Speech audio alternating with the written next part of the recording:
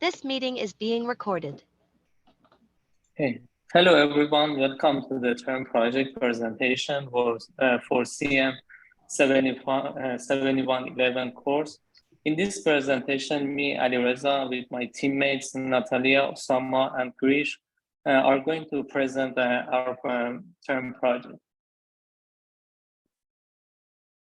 So this presentation has 4 main sections. The first section is introduction, and then there would be a section as a project specification, and also different diagrams that we created for this project would be explained in the third section. And last section is conclusion, discussing application of computational thinking.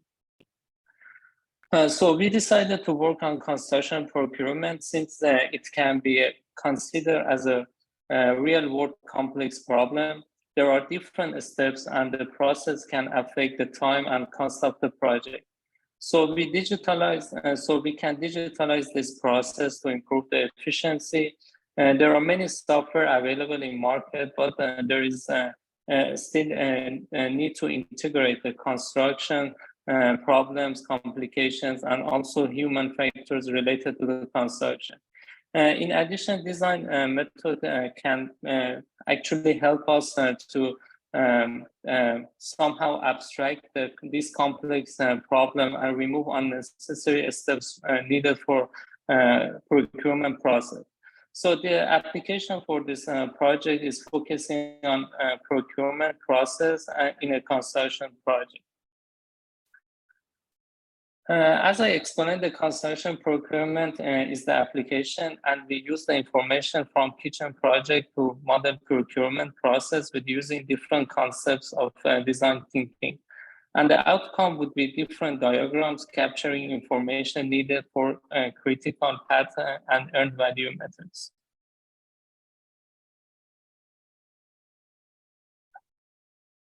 Okay, so in terms of the WPS, here are the list of the activities, the major activities that we have used in our project.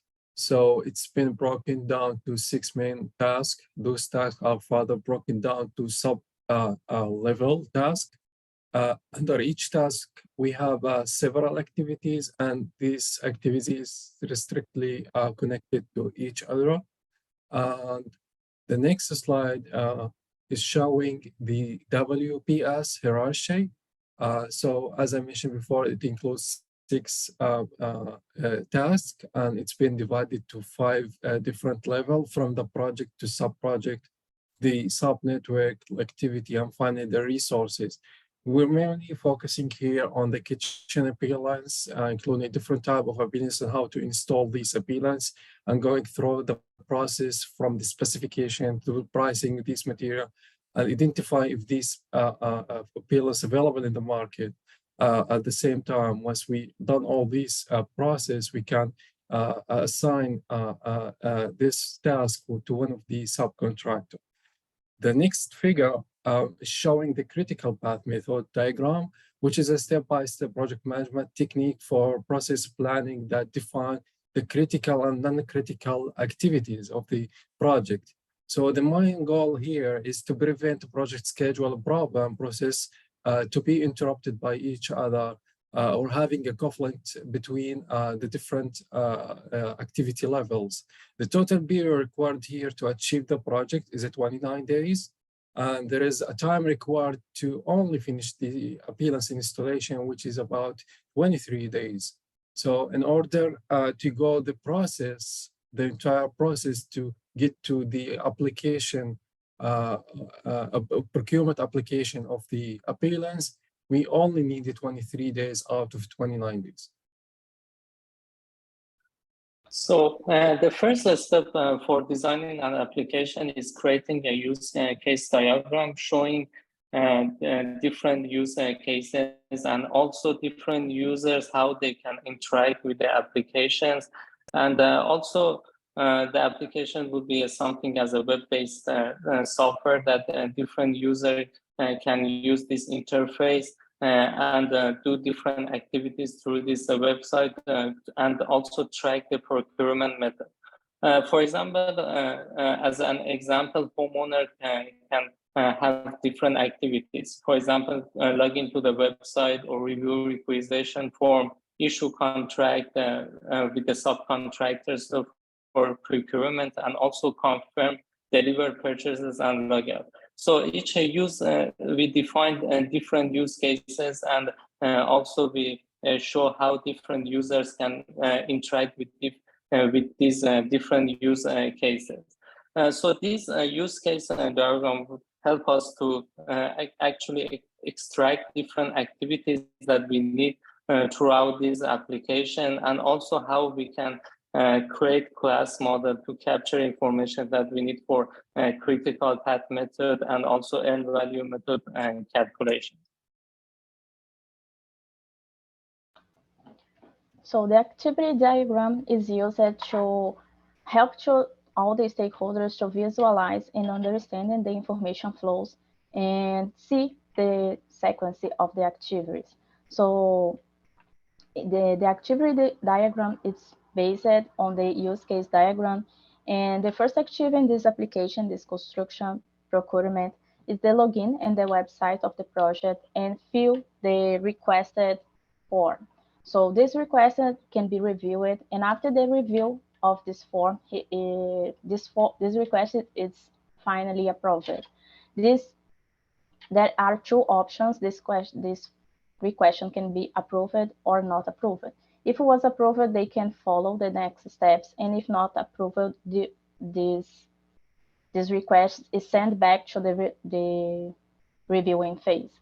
So once this request is approved, they have next two activities, that the list of suppliers and the place order. Again, in the list of suppliers, we have two options, and send approved or not approved. And once approved, the place is ordered, the place is follow the sequence and follow the payment process, also divided in two steps: the shipment and delivery status, and deliver and confirm delivery purchase. And also this step is when this delivery, the purchase is finished, all the diagram is finished, and we can log out of the system. Next step. So these are the class diagrams. So class diagrams are nothing but visual notation to build a static structure of the computational system. So here in our case, since we are modeling the procurement process for a kitchen construction, we conceptualize the procurement process as a class with name, with attribute name and data type string. And based on the use case diagrams, we class the activities into three groups, that is documents, contracts, and material procurement. And each of these three classes have 13 attributes and 11 attributes and 13 common operations. So basically we followed algorithmic thinking here in order to group the activities in the use case diagram. For example, the activity making quotations and issuing the contracts will be classed into the contracts class, and the documents class consists of activities such as reviewing the requisition forms and assigning the requisition forms or filling the requisition forms. So based on the algorithmic thinking and the pattern recognition technique, we class the activities into three groups. And furthermore, we also build classes for actors present in the use case diagrams. So here we mainly focus on four main actors, that is the homeowner, general contractor, and the specialty contractor, and the designer. And all these four actors have a relationship with the classes. And as you can see, the cardinality from the actors classes to the package classes is 1 and 0 to many. So that means that the homeowner can, for example, the homeowner can access the class multiple times, and each class will have only one homeowner. So these are the class diagrams that represent the critical path method. And furthermore, the work packages. So can you go back? Yeah. So the work packages here, the 3 work packages have 13 operations. So these operations are determined based on the algorithmic thinking, which are useful for computing the critical path method. So these all these attributes and the operations will give us the values. For example, the early start, early finish, late start, late finish, and the activity durations. And we can take these values from these classes, and we can calculate the critical path of the entire procurement process. Next slide, please. And coming to the class diagram for the earned value analysis.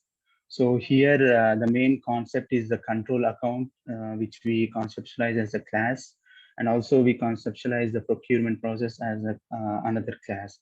So the control account consists of all the values, the input values that we need for computing the earned value of a project. And these input values are coming from the package classes, which are connected to the control classes with cardinality of one to many and one. So these the attributes and the operations in the control account are determined based on the algorithmic thinking, and the values that are needed for the end value calculation. And finally, the control account is connected to the procurement process in a one to many and one cardinality. That's it.